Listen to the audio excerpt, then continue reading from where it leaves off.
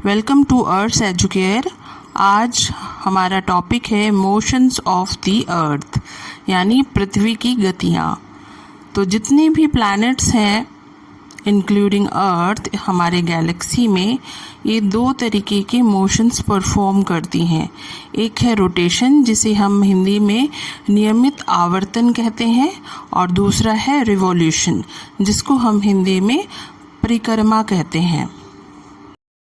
तो सबसे पहले हम पढ़ रहे हैं रोटेशन के बारे में। Rotation is the circular movement of earth on its axis. इसका मतलब क्या है कि जो सर्कुलर मूवमेंट अर्थ अपने एक्सिस पे ही, अपनी धुरी पे करता है, उसे रोटेशन कहते हैं। जैसे कि लट्टू आपने चलाया होगा, आप देखते हो कि वो लट्टू जो है अपनी ही जगह पे गोल गोल घूमता है। तो इसी मूवमेंट को हम रोटेशन कहते हैं। ठीक है, तो पृथ्वी जो है 24 आवर्स लगाता है एक रोटेशन कंप्लीट करने में, जो कि एक दिन बनता है। ठीक है, और रोटेशन की वजह से ही पृथ्वी में दिन और रात होते हैं। Places near the equator have almost equal days and night through out the year. तो जो इक्वेटर के आसपास के इलाके हैं, वहाँ दिन और रात हमेशा बराबर ड्यूरेशन का रहता है पूरे साल भर। लेकिन आप जब देखोगे ट्रॉपिक ऑफ कैंसर और ट्रॉपिक ऑफ कैप्रिकॉर्न के इलाके जो होते हैं, वहाँ पे आप देखोगे दिन और रात जो है वो बराबर नहीं रहते साल भर। वो हमेशा जो है मौसम के साथ चेंज होते रहते हैं। अब आप पूछोगे एक्सिस क्या होता है, तो मैं आपको वीडियो में आगे इसके बारे में भी बताऊँगी। अब मैं आपको समझाने के लिए एक जो है ये जुगाड़ कर रही हूँ। इसमें आप ये जो मौसमी है, इसको आप समझ लीजिए कि अर्थ है, और ये जो टूथपिक जो जा रहे हैं इसके बीचों बीच, वो एक्सिस है अर्थ का।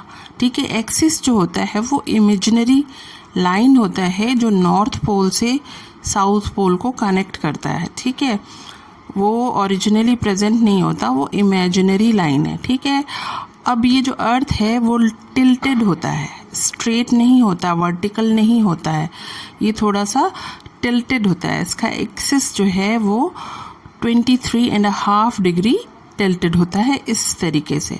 ठीक है, अब ये जो है अपने ही पोजीशन में इस तरीके से धीरे धीरे गोल गोल घूमता हुआ जो है सूरज के चारों तरफ घूमता है। तो ये जो फुटबॉल को आप मान लीजिए कि सन है, और ये जो संतरा है ये आपका अर्थ है। वो इस तरीके से गोल गोल अपने ही एक्सिस में घूम रहा है, तो इसको हम क्या बोलते हैं, रोटेशन। ठीक है, अब ये धीरे धीरे ऐसे रोटेट करते हुए अर्थ के चारों तरफ चक्कर काटता है, चारों तरफ जो है चक्कर काटता है। ये जो अर्थ के चारों तरफ जब ये चक्कर काटता है, तो इस मूवमेंट को बोला जाता है रिवॉल्यूशन। और 1 रिवॉल्यूशन जो अर्थ अपना कंप्लीट करता है एक साल में। ठीक है, एक्सिस के बारे में आप लोग समझ गए होंगे क्या होता है। ये जो है इमेजिनरी लाइन जो है अर्थ के सेंटर से गुजरता है, नॉर्थ पोल और साउथ पोल को कनेक्ट करता है। लेकिन ये जो इमेजिनरी लाइन है वो टिल्टेड होता है 23.5 डिग्री। ठीक है, 23.5 डिग्री टिल्टेशन होता है, इसमें थोड़ा झुका हुआ रहता है। तो इसकी वजह से जो ऑर्बिटल प्लेन में अर्थ का जो एंगल होता है 90 डिग्री होना चाहिए, वो 90 डिग्री के जगह 66.5 डिग्री रह जाता है। तो इसी को हम क्या बोलते हैं, इंक्लाइनेशन ऑफ अर्थ एक्सिस। ठीक है, एक और टर्म है सर्कल और लाइन ऑफ इल्यूमिनेशन। ये क्या होता है, पृथ्वी जो है जब रोटेट करती है तो उसका एक फेस जो है सन की तरफ रहता है, और जो पीछे की तरफ सन के ऑपोजिट डायरेक्शन में जो रहता है उस तरफ अंधेरा होता है। तो वो जो है एक सर्कल बना लेती है, सर्कल बनाती है, जिसमें सर्कल के एक तरफ जो है दिन होता है और सर्कल के दूसरे तरफ जो है रात होती है। तो इसी को हम क्या बोलते हैं, सर्कल ऑफ इल्यूमिनेशन या लाइन ऑफ इल्यूमिनेशन। ठीक है, One day consists of various phases like dawn, morning or evening, noon, afternoon and dusk. तो जो सुबह का टाइम होता है, सूरज उगने से पहले का जो टाइम होता है उसे डॉन कहा जाता है, और उसके बाद सुबह होती है, फिर धीरे धीरे नून होता है जब बिल्कुल अपने सर के ऊपर सूरज की रोशनी पड़ती है।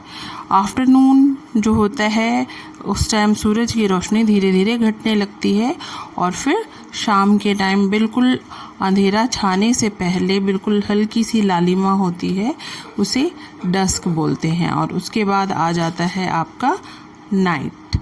ठीक है, तो ये आपका हो गया फेजेस ऑफ अ डे। अब हम पढ़ते हैं रिवॉल्यूशन के बारे में। The movement of earth around the sun in a fixed orbit is called revolution.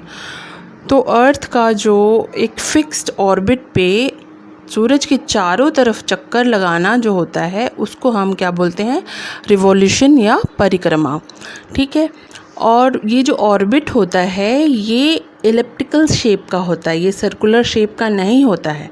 ठीक है, ये अंडाकार या ओवल शेप बोलेंगे इसको। ठीक है, एंड अर्थ जो है एक रिवॉल्यूशन कंप्लीट करने में 365 डेज़ एंड 6 आवर्स का टाइम लगाता है, जिसे हम एक साल कहते हैं। ठीक है, लेकिन हर साल जो है ये 6 घंटे जो एक्स्ट्रा हो जाते हैं उन्हें हम हर चौथे साल एडअप करके 1 डे बना देते हैं, और जो चौथा साल होता है वो 366 डेज़ का होता है, और इसे हम क्या बोलते हैं, लीप ईयर। लीप ईयर में जो है फरवरी का जो महीना होता है वो 29 डेज़ का होता है। आप इस पिक्चर में देख सकते हो कि किस तरीके से जो है ओवल शेप है ये ऑर्बिट का, और सन के चारों तरफ अर्थ इसी ऑर्बिट में चक्कर लगाता है।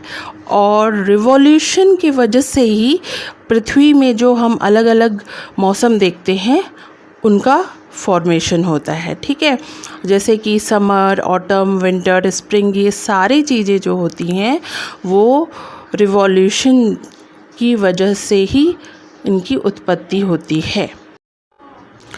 रिवॉल्यूशन की वजह से पृथ्वी में कुछ स्पेशल डेज़ आते हैं जिसे हम सोलिस्टिस या इक्विनॉक्सेस कहते हैं। ठीक है, and solstice is the position of earth when the sun shines directly on one tropics.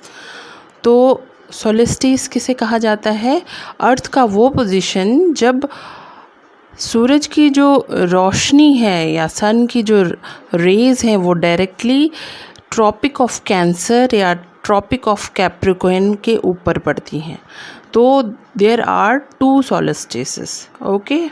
21st June, the northern hemisphere tilted towards the sun and the sun's rays fall directly on the Tropic of Cancer, and this is called summer solstice.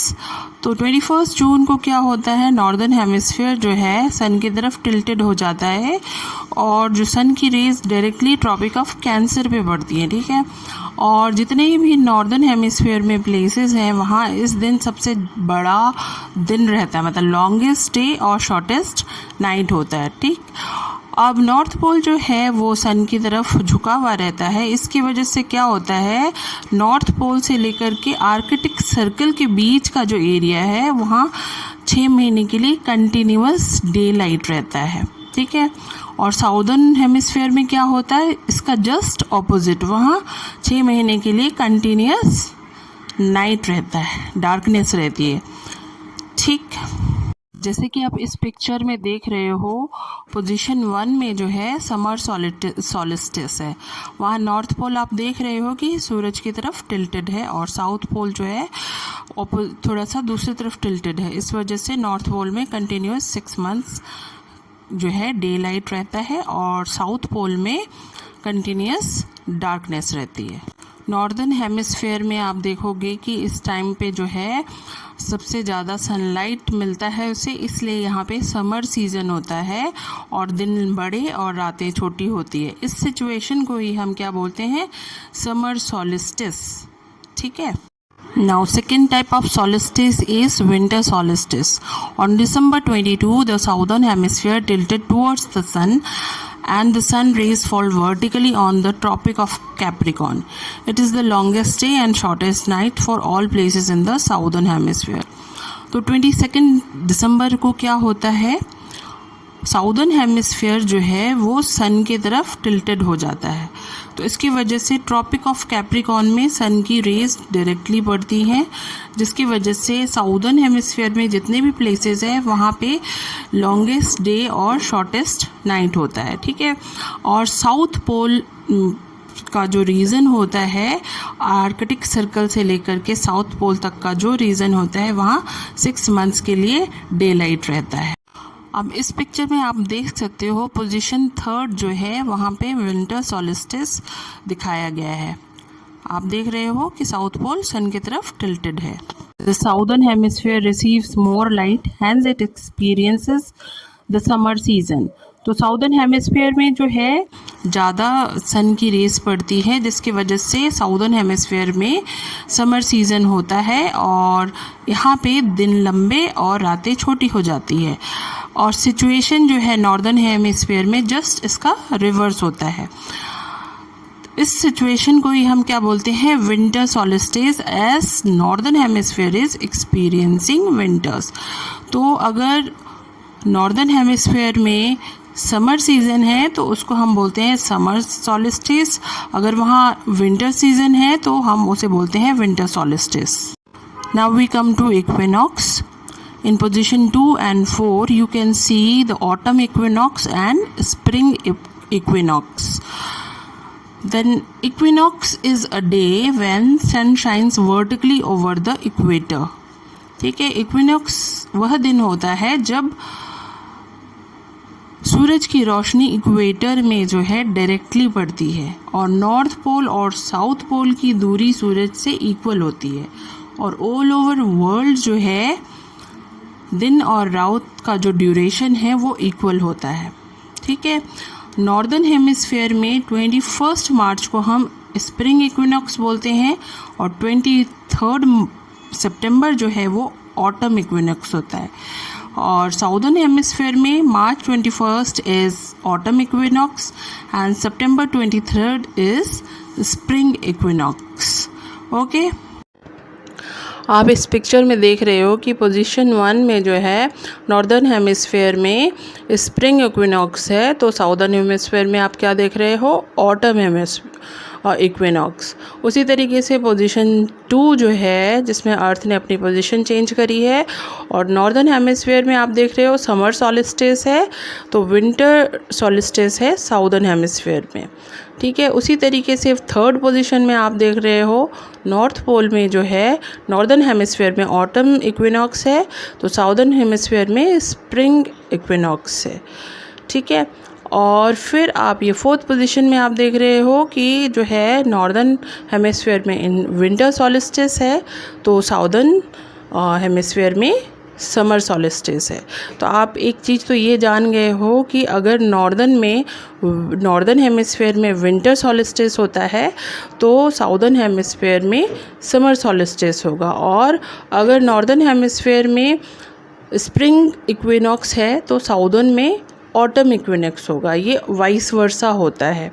ठीक है, और हम generally northern hemisphere के नामों को ही consider करते हैं, क्योंकि जो ह्यूमंस हैं, ज़्यादातर जो देश और कंट्रीज़ हैं ये नॉर्दर्न हेमिस्फीयर में ही बसी हुई हैं, तो हम उसी के हिसाब से जो है ये जो सॉलिस्टिस का जो नाम है उनको लेते हैं। ठीक है, आज के वीडियो में बस इतना ही। मिलूँगी मैं आपको अगले वीडियो में, तब तक के लिए टेक केयर एंड बाय।